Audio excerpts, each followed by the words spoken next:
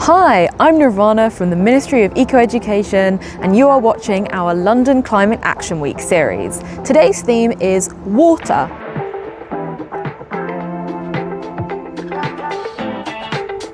We all need it to survive, and there is a lot of it in London, as you can see behind me, but who takes care of it? Today, I am meeting an organisation who look after the waterways of Britain and to make sure that they are a safe and sustainable place for humans and nature alike.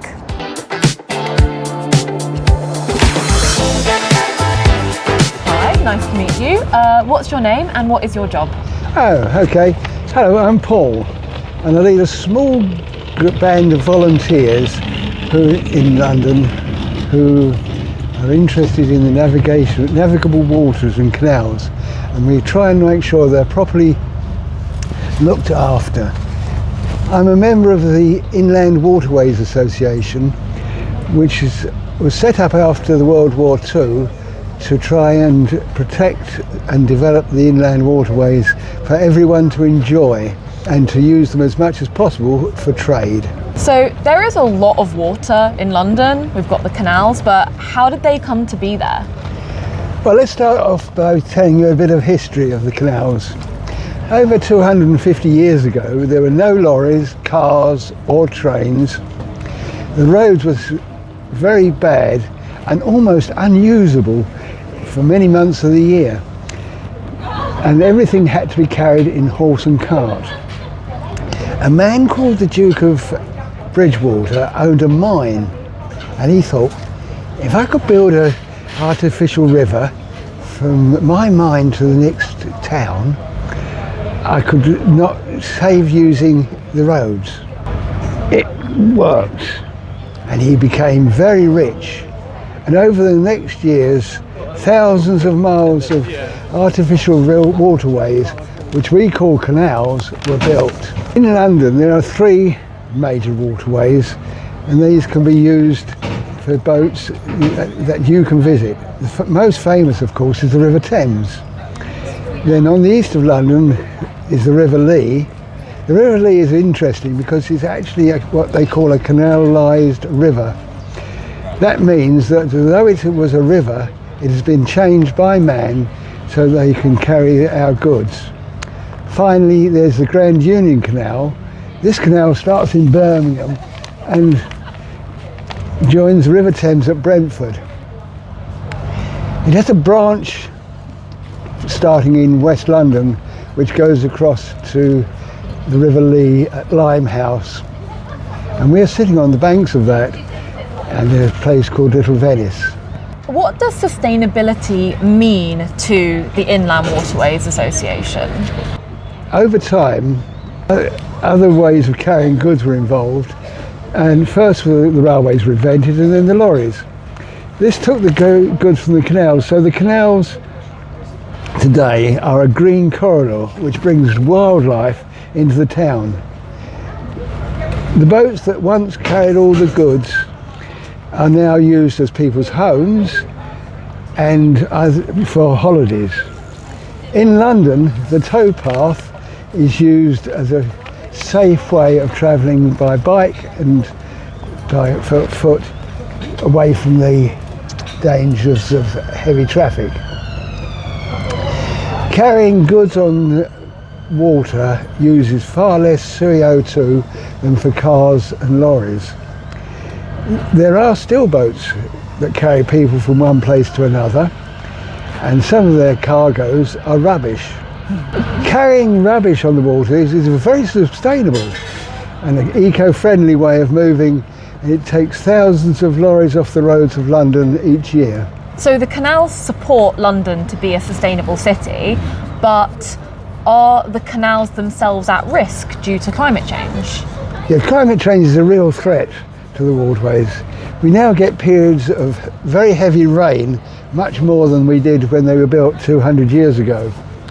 This results in overfilling of the canals and washes out the banks.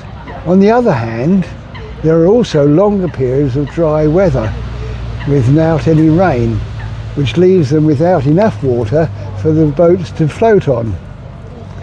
The network is 200 years old and plus.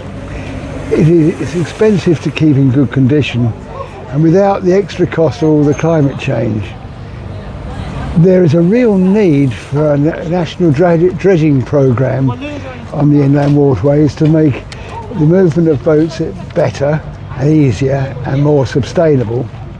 This would also improve the water quality of the canals and help when there's heavy rain or droughts. Would you be able to explain what dredging is for viewers who don't know? Yeah. Over the years, when it rains, earth and debris gets washed into the canal from the banks and gradually fills because they're artificial waterways, they gradually fill up. So dredging is taking all that rubbish out and putting it away safely. It is a very expensive exercise because in many places in towns the dredging is full of dangerous materials like lead and other toxic waste. Okay, but dredging can be done sustainably? Yeah, it can be done sustainably and can be put in a safe place so that it doesn't affect people afterwards. I know that the Inland Waterways Association is campaigning for a new type of fuel that will make living on the canal boats more sustainable. Most boats use diesel fuel, the same as lorries. That could change. There's a new fuel called HVO, which is a simple way of saying its full name, and I hope I get this right: hydro-treated vegetable oil. HVO is imported into the UK and is certified by the UK as being UK government as being made from sustainable raw materials. Boats on HVO reduce their CO2 emissions by over 90%, and it will be a key way of improving the air quality and sustainability. In Paris, they're using the canals to help bring supplies to the local supermarkets from a warehouse on the city edge. We could do that in London and save many lorries on the roads. We could also increase the amount of rubbish we carry by water, especially along the Lee Valley, where there's a big incinerator which could be supplied from boats carrying rubbish. So it seems like the canals definitely have a role to play in making London a more sustainable city in the future. What is something that anyone, so someone watching this video or with their families, could do to help keep the canals running, healthy, a sustainable part of London? Well, first of all, just come down and enjoy them. Why don't you get your parents to take you for a holiday on the canals? It's, in my opinion, far better than going off to somewhere and laying on a beach in the Mediterranean, and more sustainable. Why not go fishing on the canals? Go and join one of the clubs that offer the chance for you to learn to row or to canoe or windsurf. There's all sorts of opportunities which you can take place that you can do and enjoy yourself and enjoy the waterway. I just want to finally say to all of you, please, if you go to open waters, and in that I include lakes and rivers, never jump in unless a grown-up tells you it's safe to do so.